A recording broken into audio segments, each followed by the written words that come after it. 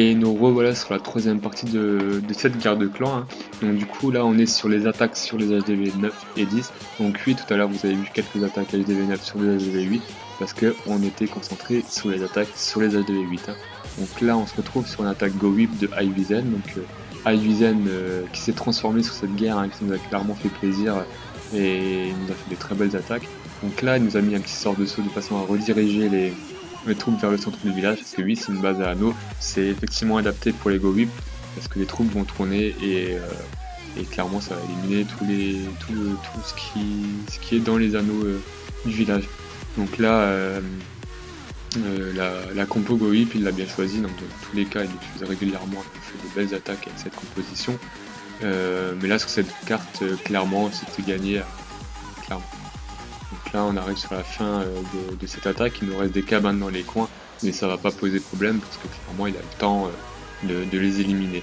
En plus ça se divise en deux groupes, donc voilà, ça nous fait un magnifique 3 étoiles, donc déjà à Ibizen.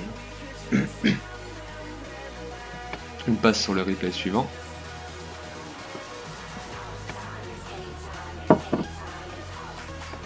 Donc c'est une attaque de ma part, hein, au Go Baby. Alors je suis pas très fier de mon attaque. Il y a quelques détails que j'aurais pu éviter. Donc, par exemple le sort de tremblement que j'aurais pu décaler légèrement sur le côté, de façon à ouvrir aussi sur l'extérieur. Et enfin ouvrir beaucoup plus de compartiments. Donc là j'aurais pu le décaler. Le château de clan il est très mal géré. J'ai envoyé des troupes, je les ai détruits. Enfin voilà, j'ai vraiment fait de la merde sur cette gestion du château de clan. J'aurais pu envoyer un golem et ensuite mes troupes derrière, de façon à tanker un petit peu les dégâts du château. Et économiser évidemment des troupes. Donc là voilà, je sais pas, je suis parti un peu en couille, mais bon. Et ça arrive des fois, on n'est pas très concentré. Et puis, voilà. Donc j'envoie mes golems, mais sortir bien en retrait de façon à les protéger des mortiers et des trous de sorciers. Parce qu'effectivement elles sont très sensibles, enfin elles ont pas beaucoup de PV, donc on évite de leur mettre des dégâts dans la tronche. Donc là on est au centre du village, hein. On élimine l'hôtel de ville. Donc là c'est fait, on est à 44%, on va gratter le 50%. Ça progresse bien, mais clairement il me reste pas assez de troupes, la reine a pris cher, même avec son habilité elle continue à être focus, donc voilà, il me reste des petits golemites, mais non ils ont été détruits, et le reste ne fera pas fureur, donc ça va se terminer sur un 70%, j'aurais pu faire mieux, j'étais pas concentré. Donc voilà, donc 2 étoiles.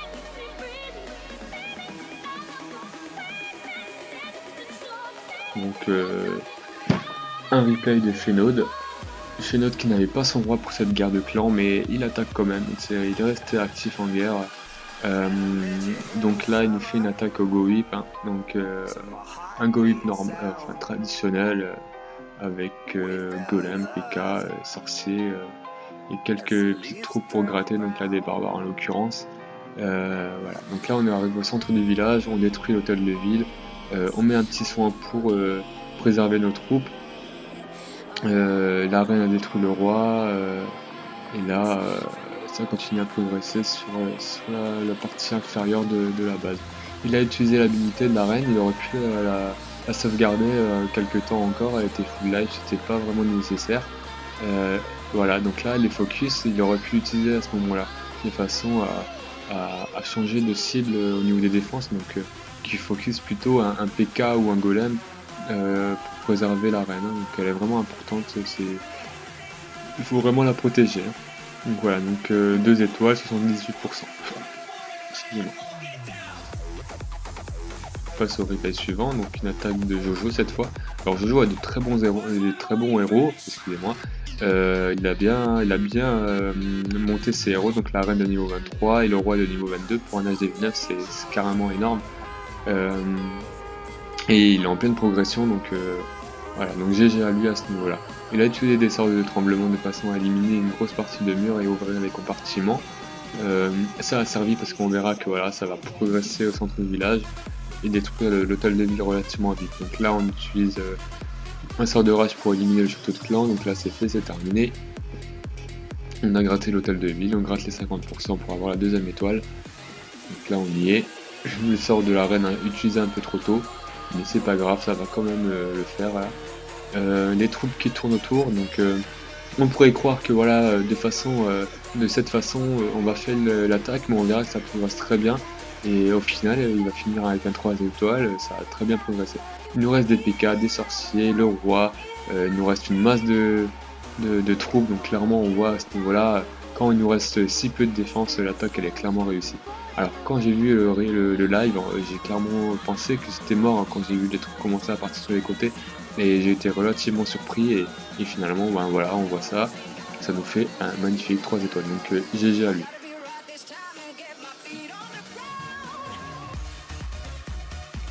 Donc on se retrouve sur une attaque de Jojo de nouveau. Jojo qui nous attaque aussi avec 4 sorts de tremblement de façon à éliminer les compartiments. Sur ce type de base, on va plutôt utiliser, enfin personnellement j'utiliserais plutôt les sauts, parce que là clairement un saut là où il a posé son sort de séisme, il aurait eu le même résultat pour le centre du village, et il aurait préservé un deuxième saut de façon à pouvoir naviguer plus simplement dans le village et pouvoir éviter de buter sur des murs qui pourraient nous déranger. Donc voilà, en plus c'est un gain de temps, même si c'est pas la même efficacité, parce qu'on sait que le sort de saut ralentit un peu la progression parce que toutes les troupes ne peuvent pas passer dedans, mais bon, voilà, donc c'est quand même utile dans tous les cas. Il faut adapter nos sorts, et voilà, par rapport à certains villages, donc clairement avec la mise à jour, on va avoir des compartiments beaucoup plus écartés, donc ça va être compliqué, mais il y a toujours une solution, et il faut savoir s'adapter pour pouvoir monter un maximum de pourcentage, et voire même faire le 3-3. Enfin plutôt le 3-3, parce que c'est vraiment ce qu'on recherche dans une guerre de clans, ce qui fait la différence sur le résultat final. Donc là on arrive à la fin de l'attaque, le roi a pris cher, il est mort, donc voilà, donc 74%, 2 étoiles. Là on se retrouve avec une attaque de Phénode de nouveau, donc toujours pas son roi, il a une évolution, donc voilà, il attaque avec sa reine, mais on voit qu'il arrivera quand même à gérer ses attaques. Donc un go-whip de nouveau, donc il n'utilise pas de sort de saut ni de sort de tremblement. Il arrive quand même à progresser, mais clairement un petit sort de saut ça peut toujours aider. Sur un go-whip surtout pour rediriger nos PK vers le centre du village. Donc là on voit clairement que toutes nos troupes tournent autour du village. Ça aurait été plus simple que ça progresse au centre, mais bon. Donc là on voit la reine avec un golem qui squatte sur le haut du village. Bon, dans tous les cas elle est protégée par le golem, donc ça va permettre à sa reine de détruire calmement l'hôtel de ville. Sur ce coup là il a vraiment eu de la chance, parce qu'elle aurait très bien pu tourner avec le reste des troupes, mais non, elle a été intelligente sur ce coup là, et elle lui a quand même gratté son hôtel de ville. Donc voilà. Donc là elle est focus, voilà, elle est détruite, donc ça nous fait un 75% 2 étoiles. Donc GG quand même.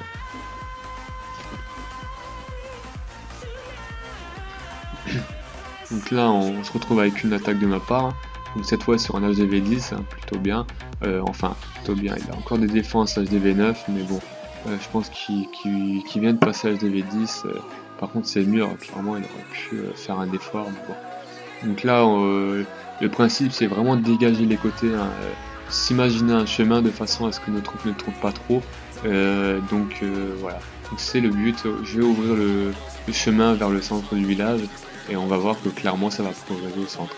Je garde mes sorts puisqu'on va vraiment les utiliser au centre.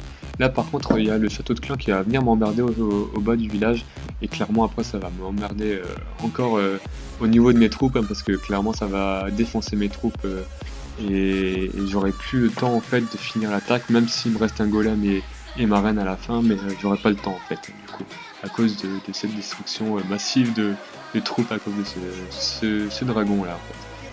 Il aurait pas dû sortir de cette façon, mais j'ai des petits squelettons qui ont longé le mur, enfin les remparts là, et ça a fait sortir le château de clan.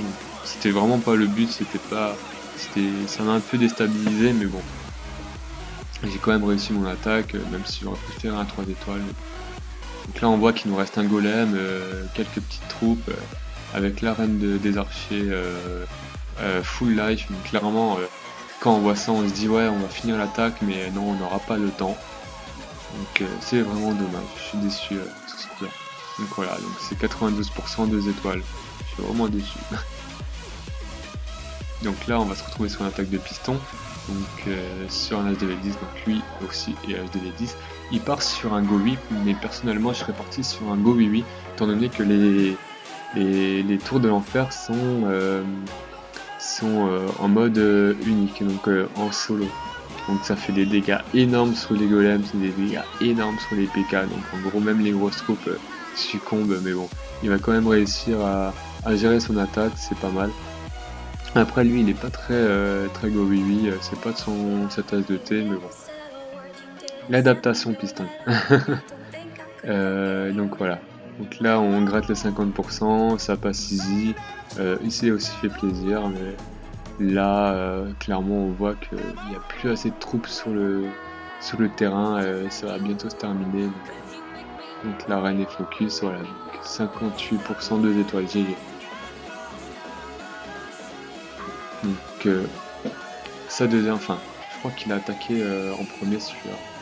Donc c'est le numéro 1, le piston lui-même est numéro 1, il utilise des sorts de tremblement. Donc là par contre son Go Whip est clairement adapté. On voit que les tours de l'enfer sont en cible multiple, donc c'est clairement adapté. Hein. Donc on gèle la première. Alors d'après de gros joueurs que j'ai pu rencontrer, excusez-moi, on conseille de mettre un sort de gel par tour de l'enfer. Hein. Même, enfin, mis à part si on peut les geler les deux en même temps. Mais bon, après ça c'est chacun sa technique, les sorts c'est à vous de voir comment vous voulez les utiliser. Enfin voilà. Donc là on a gratté le 50%, donc avec l'hôtel de ville de détruit. Donc on a 2 étoiles, on est bien là clairement. On gratte encore un petit pourcentage, il nous reste un PK quasiment full life. Mais on voit qu'il se fait dépouiller par la Tesla et la reine de même par la tour de l'enfer. Donc 61%, 2 étoiles, GG à piston. Donc on est arrivé à la fin, hein, donc on a passé sur tous les replays, donc on a vu des attaques plutôt sympas. Hein. Donc voilà, on va voir un petit peu les stats, donc les stats sont plutôt sympas. On a 42 attaques utilisées, donc il aurait dû avoir un full attaque utilisée, mais il n'y a pas eu. Même si c'est pour gratter des ressources parce qu'on n'a plus de cible à attaquer, utilisez vos attaques, ça montre vos présence. Là on a 18 3 étoiles hein, sur 25 bases, c'est énorme. C'est plutôt sympa contre 13 au niveau de l'ennemi. On a 7 2 étoiles, 7 2 étoiles en face aussi, 0 1 étoile, 4 en face. Enfin voilà. Au niveau des nouvelles étoiles, on a 1,62 par attaque. Je trouve ça relativement bas. Ils ont quand même réussi à avoir plus de ratio. Et puis on a une moyenne de destruction plutôt sympa. Donc voilà. Je vais vous faire d'autres vidéos, hein. Je vais essayer de me focaliser au niveau des HDV8 pour vous présenter quelques compos qui font 3-3. Pareil pour les HDV9 parce que du coup j'utilise le Gowico en ce moment, je vais vous montrer comment à peu près le maîtriser, ça peut être sympa. C'est une compo qui fait 3-3 et le Gomoba que je maîtrise pas encore entièrement, je vais encore le peaufiner et je vous ferai ces vidéos. Pour les HDV8, le Gowico marche très bien aussi. Hein. Les attaques cochons, il n'y a pas de secret, ça fonctionne très bien sur les HDV8. Hein. Donc n'hésitez pas, je vous ferai des gameplays, je vais essayer de gérer ça. Et puis on se reverra et vous me direz si vous avez aimé. Alors, je compte sur vous pour liker et vous abonner, hein, ça serait sympa. Je vous remercie d'avance et je vous souhaite une très bonne journée. Et on se dit à bientôt pour une nouvelle vidéo. Allez, au revoir tout le monde.